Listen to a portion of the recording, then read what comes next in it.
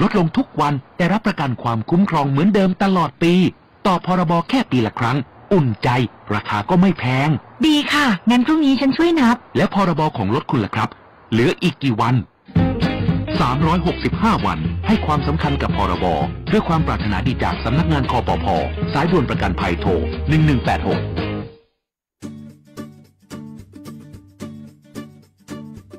องค์การบริหารส่วนจังหวัดแพร่ขอเชิญเที่ยวชมสวนสมุนไพรโครงการ1 อปท. 1 สวนสมุนไพรเฉลิมพระเกียรติพระบาทสมเด็จพระเจ้าอยู่หัวเนื่องในโอกาสมหามงคลเฉลิมพระชนมพรรษา6 รอบ28 กรกฎาคม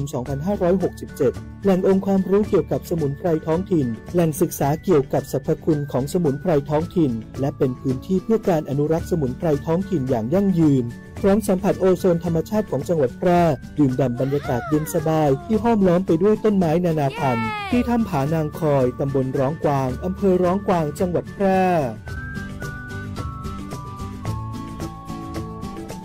ธนาคารอาคารสงเคราะห์ธนาคารที่ดีที่สุดสำหรับการมีบ้านเรายินดีให้บริการทั้งด้านสินเชื่อและเงินฝากไม่ว่าจะซื้อจะสร้างจะรีไฟแนนซ์จะต่อเติมซ่อมแซมอาคารหรือจะฝากจะถอนหรือซื้อสลากธนาคารอาคารสงเคราะห์ทำให้คนไทยมีบ้านข่าวดีธนาคารอาคารสงเคราะห์ออกหน่วยให้บริการนอกสถานที่ณที่ว่าการอำเภอ2ทุกวันอังคารตั้งแต่เวลา 9:00 นถึง 15:30 นและณที่ว่าการอำเภอวังชิ้นและที่ว่าการอำเภอหลองทุกวันพุธตั้งแต่เวลา 9:00 นถึง 15:30 นธนาคารอาคารสงเคราะห์ทำให้คนไทยมีบ้านติดต่อธนาคารอาคารสงเคราะห์สาขาแพร่โทร 054-621-490-5 คุณรู้หรือไม่ตอนนี้ประเทศไทยมีกฎหมายใหม่ที่ออกแบบมาเพื่อปกป้องคนกล้าพูดความจริงกฎหมายฉบับนี้มีชื่อเต็มว่าพระราชบัญญัติประกอบรัฐธรรมนูญว่าด้วยการป้องกันและปราบปรามการทุจริตฉบับที่2พุทธศักราช2568และที่สำคัญมีผลบังคับใช้แล้วสำหรับใครก็ตามที่แจ้งข้อมูลหรือเบาะแสการทุจริตต่อสำนักงานปปช.ด้วยความสุจริตไม่ต้องกลัวว่าจะถูกฟ้องกลับไม่ต้องหวั่นว่าจะถูกกลั่นแกล้งเพราะกฎหมายนี้ระบุชัดว่าคุณจะไม่ต้องรับผิดทั้งทางแพ่งอาญาหรือวินัยและถ้าคุณถูกฟ้องร้องจริงๆเพราะเปิดโปงความไม่ถูกต้องรัฐจะช่วยเหลือทั้งจัดหาทนายประสานอัยการและช่วยค่าต่อสู้คดีหยุดการฟ้องปิดปากหยุดกลั่นแกล้งคนดีเพราะการตรวจสอบคือสิทธิและหน้าที่ของพลเมืองในระบอบประชาธิปไตยสำนักงานปปช.ขอเชิญชวนทุกท่านร่วมสร้างสังคมที่โปร่งใสไม่ทนต่อการทุจริตสนับสนุนโดยกองทุนปปช.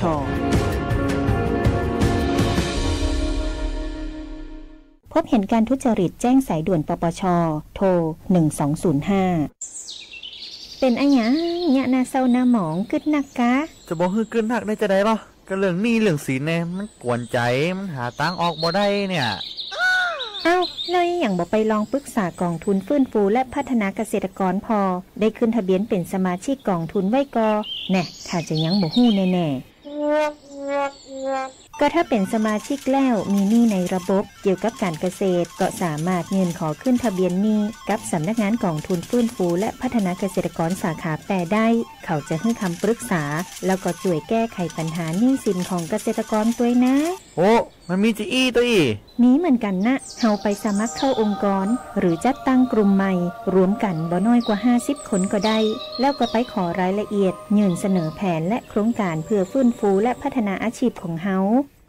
ถ้าเฮาบ่มีหนี้บ่มีสินนุจะมีอย่างมาส่งเสริมเกษตรกรพ้องอ๋อบ่ยากเลยปรึกษาสำนักงานกองทุนฟื้นฟูและพัฒนาเกษตรกรสาขาแปรตั้งอยู่ตีถนนกาดน้ำทองหลังบิ๊กซีแปรตำบลนาจักอำเภอเมืองแปรจังหวัดแปรโทร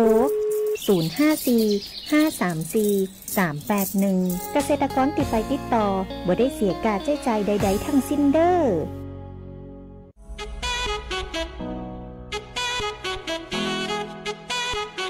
ขับไม่ดื่มดื่มไม่ขับอย่าลืมนะคะด้วยความปรารถนาดีจากสถานีวิทยุกระจายเสียงแห่งประเทศไทยจังหวัดแพร่ FM 91 เมกะเฮิรตซ์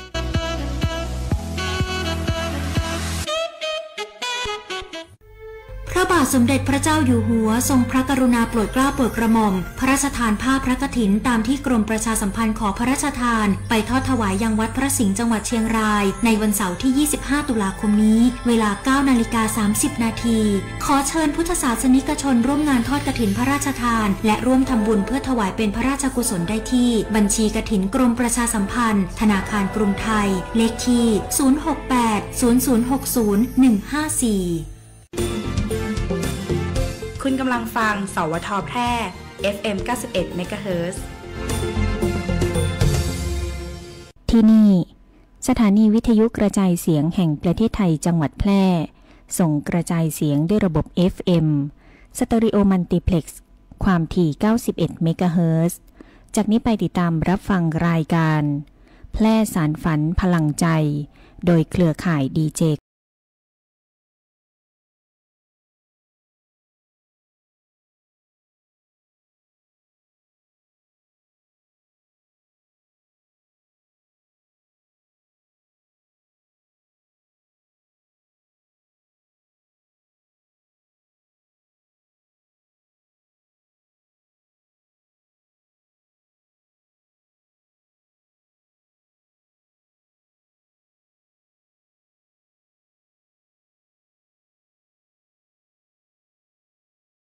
เจ้าสวัสดีเจ้าสวัสดีเจ้าวิเจียบสวัสดีเจ้าน้องยุ้ยเจ้ามาพบกับแผ่สานฝันพลังใจที่สถานีวิทยุกระจายเสียงแห่งประเทศไทยนะเจ้าจังหวัดแปร่ FM 91 เมกะเฮิรตซ์ทุกวันเสาร์และวันอาทิตย์นะเจ้า 15:10 นาทีถึง 16:00 นก็จะมีข้าเจ้าเจี๊ยบจิตนายันยงข้าเจ้าน้องยุ้ยเสาหลักมีสิริเจ้านอกจากท่านผู้ฟังรับฟังทางเครื่องรับวิทยุแล้วนะก็เจ้าก็ยังสามารถรับฟังรับชมผ่านทาง Facebook ไล่สดสวท.แพร่และวิทยุออนไลน์สวท.แพร่อยากฟังเพลงใดในรายการก็สามารถโทรมาขอได้ที่เบอร์0545233516หรือพิมพ์ข้อความมาทาง Facebook ไล่ได้เจ้าเช่นเดิมนะเจ้ารายการเฮาช่วงที่1ก็จะเป็นอู้เข้าเล่าสู้กันฟังนะเจ้าช่วงที่2ก็จะเป็นอู้ง่ายฟังมวลนะเจ้าแล้วก็ช่วงที่3ก็จะเป็นนาสาระนะเจ้าถ้าจะได้แต่ละช่วงของเฮาเนี่ยเดี๋ยวเฮาก็จะกลับมาพบปะกับท่านนะเจ้าแต่เฮาจะฮึ่งฟังเพลงม่วนๆจากรายการของเฮาก่อนนะเจ้าสักกรรมเนาะเดี๋ยวแฟ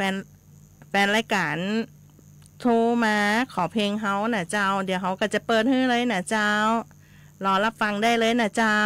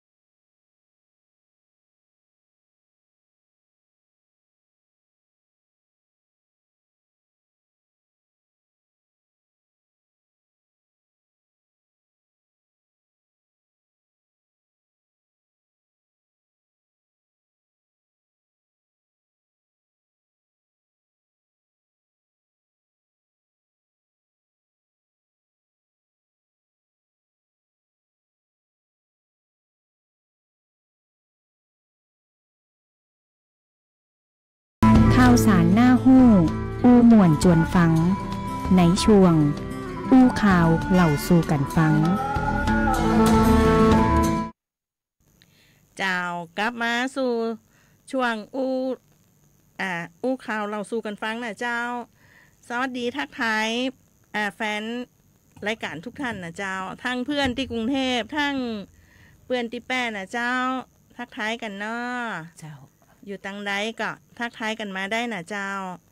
ช่วงแรกนี่เขาก็จะอู้กันเรื่องคนละครึ่งพัดนะเจ้าเป็นจะได้เดี๋ยวให้น้องยุ้ยเปิ่นเอาให้ฟังนะเจ้าคนละครึ่งพัดนะเจ้าคนทั่วไป 2,000 คนระบบฐานภาษี 2,400 บาทใจได้เดือนพฤศจิกายนถึงธันวาคม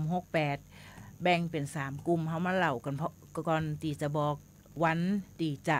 สมัครนะเจ้าเนาะแบ่งเป็น3กลุ่มเจ้า1บัตรสวัสดิการแห่งรัฐบาลเนี่ยเติมให้ 1,700 บาทเดิมให้อยู่แล้ว300 บาทแต่เติมเพิ่มให้ครบ 2,000 นะเจ้าเติมให้ข้างเดียวก็คือผู้ถือบัตรสวัสดิการนะเจ้าแล้วคนตีบ่ได้อยู่ในระบบภาษีคนละครึ่งจ่ายได้คนละ 2,000 บาทจ่ายวันละบ่เกิน200 บาทจ่ายได้2เดือนเจ้า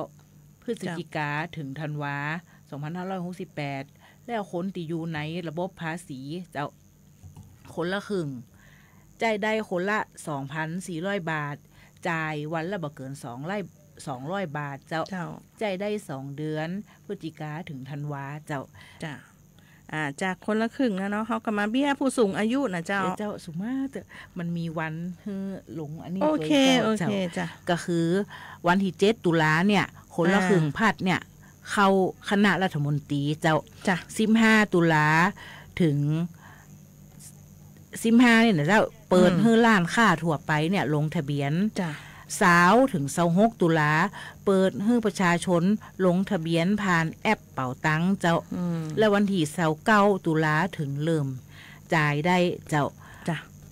ใครที่จะลงทะเบียนคนละครึ่งภาคเนี่ยเจ้าหากเข้าเป๋าตังบ่ได้เนี่ยเปิ้นว่าให้ไปติดต่อที่ธนาคารกรุงไทยก่อนวันที่20ตุลาเจ้าจะเจ้าเนาะจะได้ก็ฝากเจ้าประชาชนไปติดต่อนะเจ้ามาติเบี้ยผู้สูงอายุเจ้าเงินเข้าตุลา68นะเจ้าตรวจสอบล่าสุดนะเจ้าอัตราจ่ายแบบไหนนะเช็คเบี้ยผู้สูงอายุเงินเข้าตุลา68ตรวจสอบล่าสุดอัตราแบบไหนรายใหม่เข้าเกณฑ์ลงทะเบียนได้แล้วเบี้ยผู้สูงอายุนะเจ้าผู้สูงอายุมีคุณสมบัติตามหลักเกณฑ์สัญชาติไทยนะเจ้าเนาะบ่เป็นผู้ได้รับสวัสดิการหรือสิทธิประโยชน์อื่นใดนอกจากหน่วยงานของรัฐนะเจ้ารัฐวิสาหกิจหรือองค์กรปกครองส่วนท้องถิ่นที่ได้จัดให้อย่างเป็นประจำจะได้รับการช่วยเหลือเงินเบี้ยยังชีพเป็นรายเดือนตลอดชีวิตโดยแบ่งตามอายุแบบขั้นบันไดนะเจ้าซึ่งปัจจุบันนี้บ่มีการเพิ่มเบี้ยยังชีพผู้สูงอายุนะเจ้ากรมบัญชีกลางจ่ายให้ตามอัตราดังนี้นะเจ้าอายุ60ถึง69ปีจะได้รับเบี้ยยังชีพอัตรา600 บาทต่อคนต่อเดือนอายุ70ปีจะได้รับเบี้ยยังชีพ700 บาทอายุ80ถึง89ปีได้รับเบี้ยยังชีพ800 บาทนะเจ้าถ้า90ปีขึ้นไปเจี๊ยบจะได้รับเบี้ยยังชีพคนละ 1,000 บาทเจ้าโดยในเดือนตุลาคม2568นี่สำหรับผู้สูงอายุที่มีคุณสมบัติเข้าเกณฑ์การขอรับเบี้ยยังชีพผู้สูงอายุสามารถติดต่อลงทะเบียนรับเบี้ยยังชีพผู้สูงอายุปี2570ได้แล้วนะเจ้าตั้งแต่เดือนตุลาคม2568ถึงวันที่30พฤศจิกายน2568และเดือนมกราคม2569ถึงวันที่30กันยายน2569เจ้า1เป็นผู้สูงอายุรายใหม่และยังบ่เคยลงทะเบียนเจ้าเจี๊ยบมีสัญชาติไทย แล้วก็เป็นผู้ที่มีอายุครบ60 ปีบริบูรณ์ในปีงบประมาณ 2569 คือเกิดตั้งแต่ 2 กันยายน 2509 ถึง 1 กันยายน 2510 เจ้าเนาะก็ไขที่เกิด5859นี่ก็จะมีหนังสือจากเทศบาลมาแล้วนะเจ้าไปลงทะเบียนไว้เนาะงบปี69มาก็ท่านก็จะได้เบี้ยครั้งแรกเลยนะเจ้าและเอกสารที่ต้องเตรียมไปนะเจ้ากันจะมี1บัตรประชาชนหรือบัตรอื่นที่ออกโดยหน่วยงานรัฐที่มีรูปถ่ายนะเจ้าทะเบียนบ้านฉบับเจ้าบ้านที่เป็นปัจจุบันนะเจ้าสมุดบัญชีธนาคารเนาะในนามของผู้มีสิทธิ์ได้รับมอบอำนาจจากผู้มีสิทธิ์นะเจ้าสำหรับกรณีที่ว่าประสงค์จะรับเบี้ยผู้สูงอายุผ่านธนาคารนะเจ้าในกรณีที่ผู้สูงอายุบ่สามารถมาลงทะเบียนด้วยตัวเองได้นะสามารถมอบอำนาจเป็นลายลักษณ์อักษรให้ผู้อื่นเป็นคนมายืนขอเบี้ยได้นะเจ้าสำหรับสถานที่ลงทะเบียนสามารถลงทะเบียนได้ที่สำนักงานเขตหรือองค์กรปกครองส่วนท้องถิ่นที่ผู้สูงอายุมีภูมิลำเนาอยู่หั่นนะเจ้าไขที่เกิดระวางเนี่ยก็ไปติดต่อจะขอรับเบี้ยยังชีพได้อันนี้ก็คือประกาศตีของชาวป่าแมดเนาะเปิดกำลังอำเภอเมืองที่ถูกน้ำท่วมช่วงระหว่าง24 25 26 กรกฎาคมนี่นะเจ้าวันเสาร์ที่4 กันยายนที่ผ่านมานี่เนาะ8 โมงกึ่งถึงเป็นต้นไปเนี่ยก็เปิ่นจะมอบเงินเยียวยาให้นะเจ้าถ้าก็จะได้รับกันทั่วหน้าแล้วนะเจ้าตะวาแล้วเจ้าเนาะจ้ะเดี๋ยวจะได้พักฟังเพลงตีเปิ่นขอมาตีเพลงบ้านอ้อยบ้านเวียงเดี๋ยวแฟนเจี๊ยบเนาะแฟนพันธุ์แท้แฟนรายการเจ้าFC เจ้าเพลงชีวิตขาดเธอบ่ได้นะเปิดไปขาดไข่บ่ได้แหมเนาะปีเจ้าจ้ะเราฟังก่อนนะเจ้าเนาะโอเคจ้า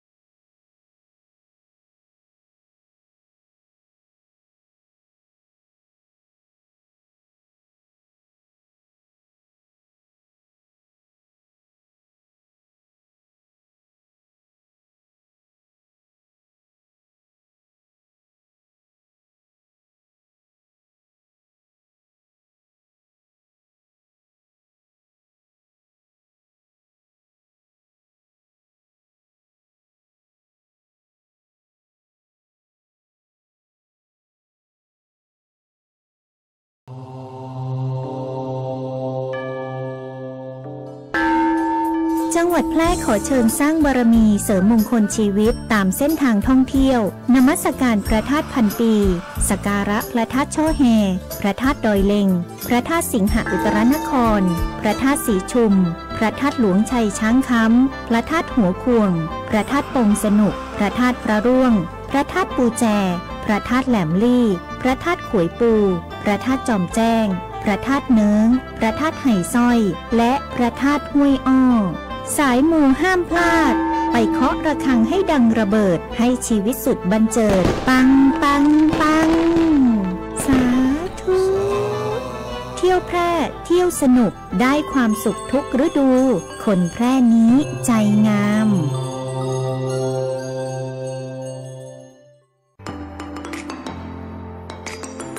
ขับขี่ปลอดภัยเมืองไทยไร้อุบัติเหตุด้วยความห่วงใยจากสวทแป FM 91 เมกะเฮิรตซ์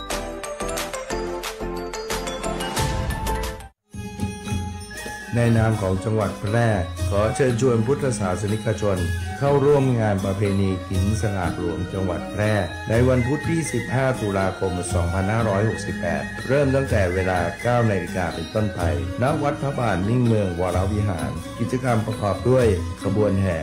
นำโดยวงโยธวาทิตของน้องๆนักเรียนขบวนเทวดานางฟ้าจากมหาวิทยาลัยแม่โจ้แพร่เฉลิมพระเกียรติขบวนจากศรัทธาทั้ง8อำเภอที่มีการแห่ต้นสลากรวมทั้งการแสดงของทั้ง8อำเภอซึ่งมีเนื้อหาตามพระธรรมบทและแสดงถึงอัตลักษณ์ที่โดดเด่นของแต่ละอำเภอรวมทั้งมีขบวนจากองค์การบริหารส่วนจังหวัดแพร่เทศบาลเมืองแพร่มจร.แพร่และขบวนเครือข่ายภาคเอกชนร่วมรับชมการแสดงฟ้อนกลองกว่า200ชีวิตร่วมฟังการขับซอโดยคณะซอแม่ครูลำดวนพร้อมด้วยการแสดงศิลปะวัฒนธรรมอันหลากหลายที่สะท้อนถึงอัตลักษณ์และภูมิปัญญาท้องถิ่นที่งดงามของชาวจังหวัดแพร่และในโอกาสนี้ขอเชิญประชาชนชาวแพร่นำก๋วยสลากโชคหรือต้นกระประพฤกษ์ร่วมทำบุญถวายสลากพัดเพื่อสืบสานและรักษาประเพณีอันทรงคุณค่าแสดงออกถึงความกตัญญูกตเวทีต่อบรรพบุรุษสนับสนุนการสืบทอดพระพุทธศาสนาเสริมสร้างความสามัคคีในชุมชนและร่วมเป็นพลังในการส่งเสริมการท่องเที่ยวเชิงวัฒนธรรมเพื่อกระตุ้นเศรษฐกิจภายในจังหวัดแพร่แล้วอย่าลืมมาร่วมกิจกรรมกันนะครับ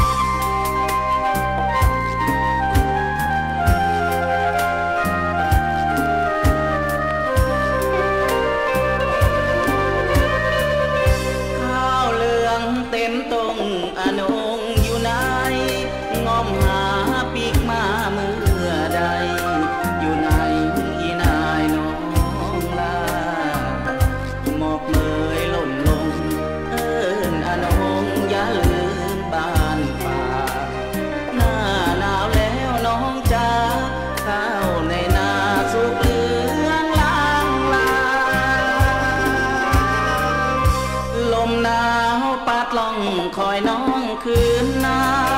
ง่วงข้าวคอยเกี่ยวดังว่าหนุ่มนาตั้งตารอนางสิ้นหวังนั่งกองให้น้องมีเวลาว่างยืนจ้องส่องตางเอิ้นอีนางปีกมากำเกี่ยวข้าวสีทองเหลืองมารองรอน้องเต็มตรงหมอกเมยลงลมหนาวส่งอายหนาวคนเดียวเมื่อลอยกระทงบ่มีอนงหัวใจแห้งเหี่ยวอายลอยกระทงคนเดียวถึงหน้าเกี่ยวแล้วยังบ่มาข้าวเหลืองเต็มตรงอนงบ่เลี้ยวบ่ปีกคืนมากำเกี่ยวบ่เลี้ยวหาคนรอท่าข้าวเหลืองหล่นงวงลมหนาวลวงหัวใจของข้าเกี่ยวข้าวแล้ว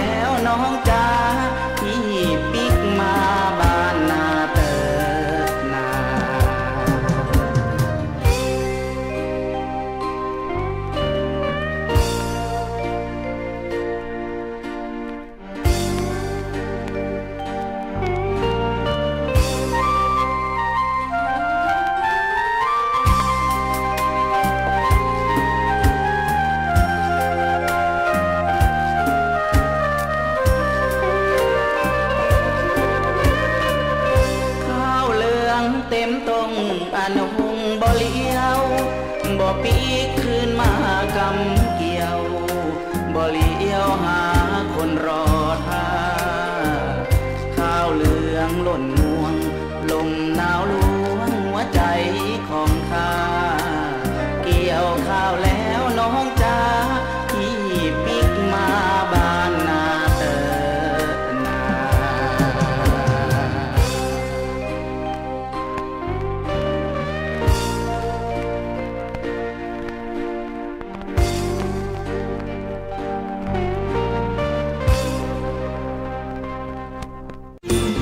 วิทยุแห่งประเทศไทยจังหวัดแพร่ 91 เมกะเฮิรตซ์ ให้ความรู้คู่ความสุข อู้กันสบายๆได้ประเด็นในช่วงอู้ง่ายฝังมวลเจ้ากลับมาสู่ช่วงที่2นะเจ้าช่วงอู้ง่ายฟังมวลเนาะเช่นเดิมนะเจ้า2ช่องทางทาง Facebook Fanpage สวท8แล้วก็วิทยุออนไลน์นะเจ้าหรือโทรมาขอเพลงที่0545235116นะเจ้าทักทายป้าอำพันธ์ทักทายปีอย่างก็บ้านอ้อยบ้านเวียงบ้านอ้อยบ้านเวียงนะเจ้าทักทายปีน้องๆเนาะจ้ะทักทายป้านงเนาะป้านงเจ้าจ้ะเฮาก็มาอู้เรื่องเจ้าขอเชิญรวมประกวดเขียนเรียงความหัวข้อพระบารมีปกเก้าเราคนพิการนะเจ้ากติกาในการประกวดเนี่ยเจ้าความยาวบ่ต่ำกว่า2หน้าบ่เกิน3หน้ากระดาษ A4 เจ้าเจี๊ยบเขียนด้วยลายมือตัวบรรจงบ่เว้นบรรทัดหรือพิมพ์ด้วยคอมพิวเตอร์ใจตัวอักษร HT สารบัญ PSK ขนาด16ถึง18ฟอนต์นะเจ้าพ่อยนะเจ้าบ่คัดหลอกหรือดัดแปลงจากผลงานคนอื่นผลงานต้องบ่เคยส่งประกวดหรือเผยแพร่ตีใดมาก่อนเจ้าผู้มีสิทธิ์ส่งเรียงความเข้าประกวดก็จะเป็นประเภทคนพิการเชิงประจักษ์ก็คือกายตาหูประเภทคนพิการตีบ่ประจักษ์ออทิสติกสติปัญญาจิตใจหรือพฤติกรรมประเภทนักเรียนนิสิตนักศึกษาและประชาชนทั่วไปเจ้าวิธีสมัครส่งผลงานได้ตีสำนักกิจการพิเศษตึกนวะมหาราชาสภาสังคมสงเคราะห์แห่งประเทศไทยในพระบรมราชูปถัมภ์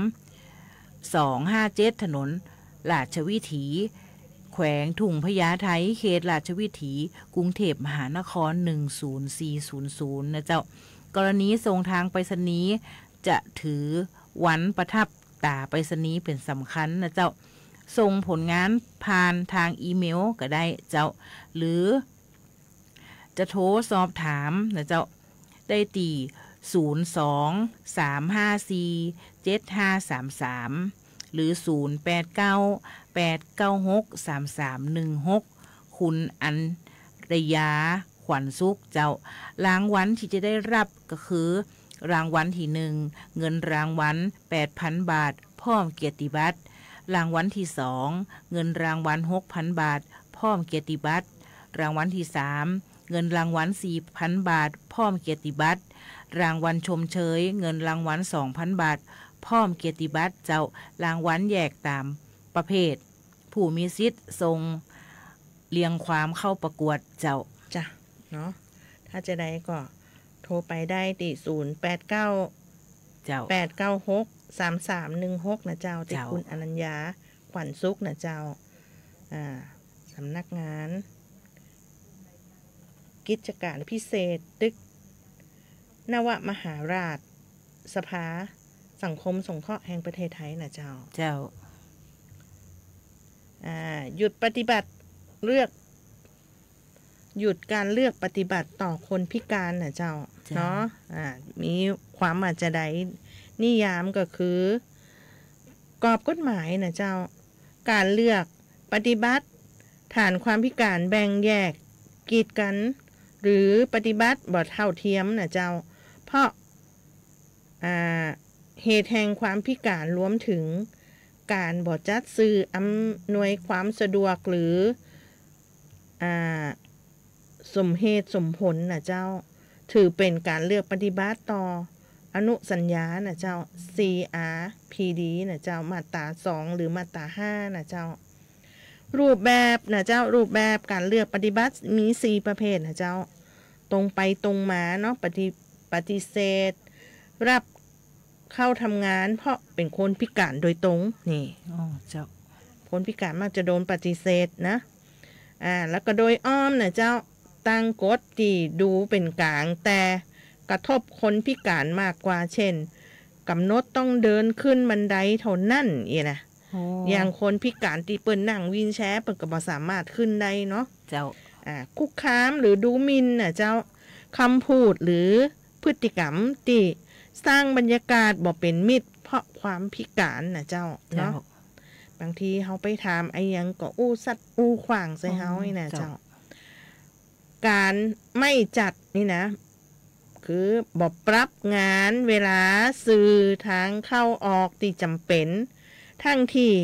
ทำได้โดยบ่เป็นภาระเกินควรนะเจ้าเนาะเจ้าตัวอย่างที่เข้าข่ายนะเจ้าโรงพยาบาลบ่มีล่ามภาษามือเจ้าสื่อสารให้คนพิการหูหนวกในขั้นตอนสำคัญทั้งที่สามารถจัดได้เจ้านายจ้างบ่ยอมปรับเวลาทำงานยืดหยุ่นอุปกรณ์ช่วยทั้งที่เป็นภาระเกินควรเนี่ยเจ้าบ่เป็นภาระเจ้าบ่เป็นภาระเกินควรเจ้าหน่วยงานรัฐเผยแพร่ข้อมูลสาธารณะในรูปแบบที่บ่เข้าถึงเจ้าบ่มีคำบรรยายเสียงบ่มีคำบรรยายภาพเด้อเจ้าตัวอักษรที่เข้าถึงได้นะเจ้าสิทธิและพันธกรณีของหน่วยงานนายจ้างหรือรัฐต้องห้ามเลือกปฏิบัติและเพื่อให้เข้าถึงสิทธิเท่าเทียมกันนะเจ้าทางงานการศึกษาสุขภาพขนส่งข้อมูลข่าวสารไทยมีกฎหมายพระราชบัญญัติส่งเสริมและพัฒนาคุณภาพชีวิตคนพิการ 2550 รองรับสิทธิและกลไกร้องเรียนเจ้าเราก็มาต่อกันด้วยเปิดรับคำขอจัดสรรเงินเป็นค่าอุปกรณ์ช่วยเหลือผู้พิการนะเจ้า1 ตุลา2568 ถึง 30 ธันวา2568 นี่นะเจ้าคุณสมบัตินะเจ้าสัญชาติไทยแล้วก็บอกเคยได้รับความช่วยเหลือจากกปท.ส่วนราชการอื่นหรือหน่วยงานอื่นของรัฐนะเจ้าเคยได้รับการช่วยเหลือจากกปท.ส่วนราชการอื่นหรือหน่วยงานอื่นแล้วเกิน3 ปีมาแล้วนับจากวันที่ปิดรับคำขอเว้นแต่เป็นกรณีขาเทียมหรือแขนเทียมที่เคยได้รับช่วยเหลือนะเจ้ามาแล้วเกิน2 ปีเนาะเป็นอุปกรณ์แต่ละประเภทที่เคยได้รับการช่วยเหลือนะเจ้าเอกสารประกอบคำขอนะเจ้าบัตรประจำตัวประชาชนหรือบัตรประจำตัวผู้พิการรูปถ่ายผู้พิการจำนวน3 รูปสภาพอุปกรณ์ที่ใช้อยู่ในปัจจุบันจำนวน1 รูปสภาพแวดล้อมที่พักอาศัยจำนวน2 รูปหลักฐานที่ราชการออกเพื่อยืนยันว่าความพิการนั่นเกิดจากอุบัติเหตุทางการใช้รถใช้ถนนเจ้าแล้วก็เฮามาถึงสถานที่ยื่นคำขอนะเจ้ากับมาติกรมการขนส่งทางบกอาคาร2 ชั้น 5นะเจ้าสำนักงานขนส่งจังหวัดทั่วประเทศเลยนะเจ้าสามารถยื่นคำขอพร้อมหลักฐานและวันเวลาราชการนะเจ้าเนาะถ้าจะได้พี่น้องเฮาสนใจก็ไปติดต่อสอบถามได้นะเจ้าใกล้ที่ไหนก็สอบถามที่หั่นเนาะเจ้าเจ็บน้องฝากสภาพอากาศไว้น้อยนะเจ้าช่วงนี้อากาศแปรปรวนอย่างตัวว้ามาเจ้านะเจ้ามืดมาก็ว่าวันนี้บ่มีแดดละก้าอีนะเนาะเจ้าเจ็บหันก้นมันเหมือนจะตกแบบชนิดที่ว่ารุนแรงแต่ว่ามาแรงกับมีเห็นน้อยนะเจ้าพยากรณ์อากาศในวันที่5 ตุลาคม 2568นะเจ้า24 ชั่วโมงข้างหน้าประเทศไทยยังมีฝนฟ้าคะนองเกิดขึ้นโดยมีฝนตกหนักบางแห่งบริเวณภาคตะวันออกขอให้ประชาชนในบริเวณดังกล่าวระวังอันตรายจากฝนฟ้าตกหนักเนื่องจากมรสุมตะวันตกเฉียงใต้กำลังปานกลางพ พัดปกคลุมทะเลอันดามัน ประเทศไทยและอ่าวไทยเจ้า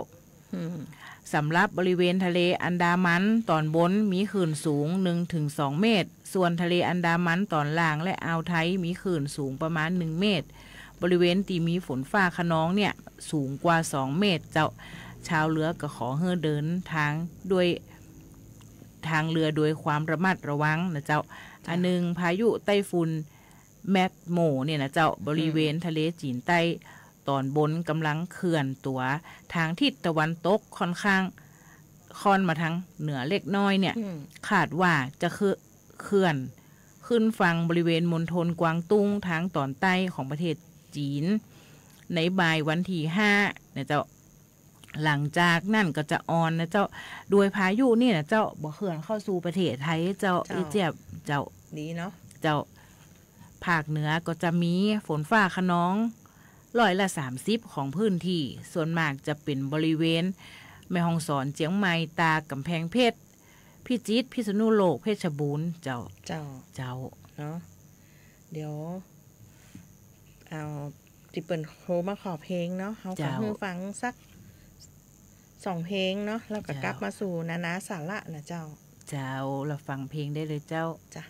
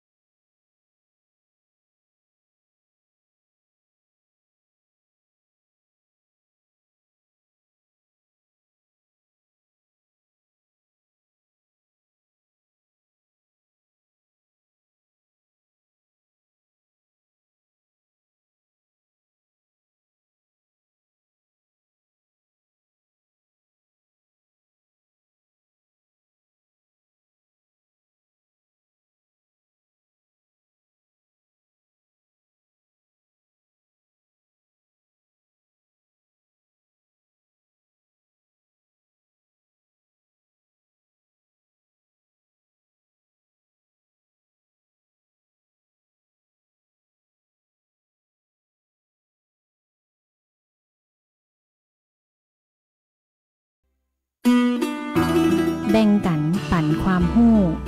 ในช่วงนานาสาระเจ้ากลับมาช่วงนานาสาระนะเจ้ามันเป็นช่วงที่3ของเฮานะเจ้าเฮาจะมาอู้กันเรื่องว่าโรคเบาจืดนะโรคเบาจืดคืออันหยังและเป็นจะได้นะเจ้าเดี๋ยวน้องยุ้ยเปิดก็จะมาเล่าให้ฟังนะว่าเบาจืดเป็นจะได้เจ้านอกจากเบาหวานแล้วเฮาก็ยังมีโรคเบาจืดเจ้า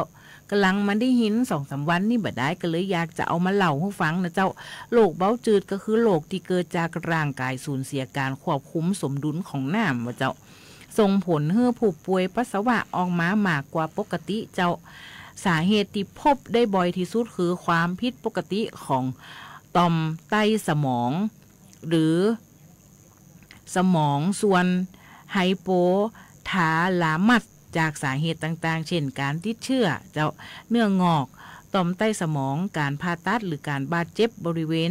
ต่อมไตสมองเนี่ยบ่สามารถสร้างฮอร์โมนแอนติกไดยูเรติกมาควบคุมการปัสสาวะได้ตามปกติเจ้าความผิดปกติของการทำงานของไตเนี่ยไตบ่สามารถตอบสนองต่อฮอร์โมนจากนี้ยังมีสาเหตุอื่นเช่นผลข้างเคียงจากการใช้ยาบางชนิดเจ้าแล้วโรคเบาจืดนี่เกิดจากอะไรอย่างนะเจ้าก็คือโรคที่เกิดจากร่างกายสูญเสียความควบคุมสมดุลของน้ำนะเจ้าส่งผลให้ผู้ป่วยปัสสาวะออกมามากกว่าปกติเนาะสาเหตุที่พบบ่อยก็คือความผิดปกติของต่อมไตสมองหรือสมองส่วนไฮโปทาลามัสจากสาเหตุต่างๆเช่นการติดเชื้อเนื้องอกต่อมไตสมอง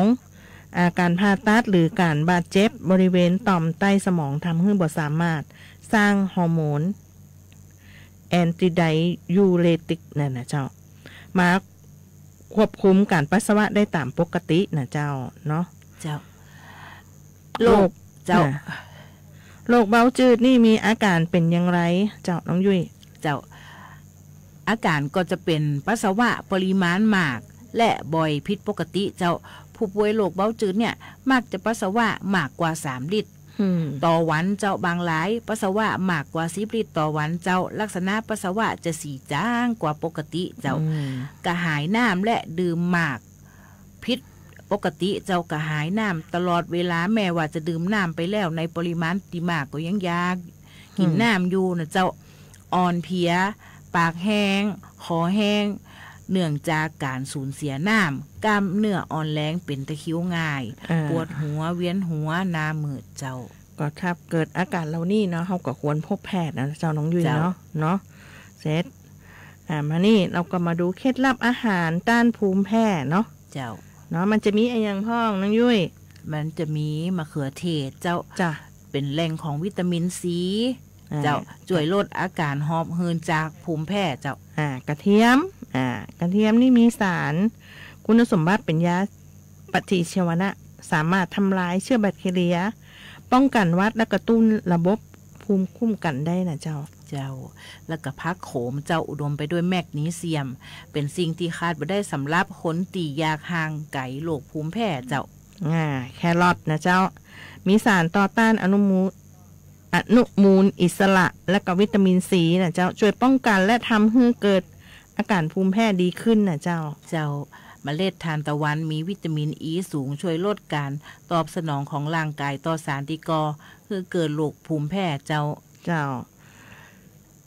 บ้านเฮาก็ห้องขิงคาเนาะขิงนะเจ้าหรือทั้งการเปิดห้องไผ่นะเจ้ามีฤทธิ์ลดอาการอักเสบแก้หอบหืดนำมาเป็นอาหารรักษาภูมิแพ้ได้นะเจ้าเลยจ้ะเวลาเห็ดลิ้นจือไม่เป็นไรเห็ดลิ้นจือมีสารช่วยกระตุ้นการทำงานของเม็ดเลือดขาวต้านสารที่ทำให้เกิดภูมิแพ้ได้นะเจ้าข้าวกล้องเนาะข้าวกล้องก็คือเป็นจมูกข้าววิตามินอีประสิทธิภาพและมีการสารต้านอนุมูลอิสระนะเจ้าผลไม้นะเจ้าผลไม้ตระกูลส้มมะนาวองุ่นนี่นะเป็นแหล่งวิตามินซีเลยนะเจ้ามีคุณสมบัติช่วยลดอาการภูมิแพ้นะเจ้า อู้หลายเวลาก็ไหลหลังมานะเจ้าต้องยุ่ยเปิดกระตุ้นว่ายิ่งเจ็บจะหมดเวลาแบบนี้นะเจ้า1 นาที2 นาทีเขาสามารถอู้จนเอาวินาทีสุดท้ายแล้วนะเจ้ามาถึงช่วงท้ายของรายการของแพทย์สารฝันพลังใจนะเจ้าหมดเวลากันแฮมแล้วเนาะวันนี้นะเจ้าข้าเจ้าเจ็บจิตนาถข้าเจ้าน้องยุ้ยสวรรค์ต้องนำแพทย์สารฝันพลังใจจากลาท่านผู้ฟังไปก่อนนะเจ้าเสาร์และวันอาทิตย์หน้านะเจ้าเฮามาพบกันใหม่ 15:10 นาทีถึง 16 นาฬิกานะเจ้าทางสวท8 FM 91 MHz สำหรับวันนี้ขอให้ทุกท่านโชคดีเจ้าสวัสดีเจ้า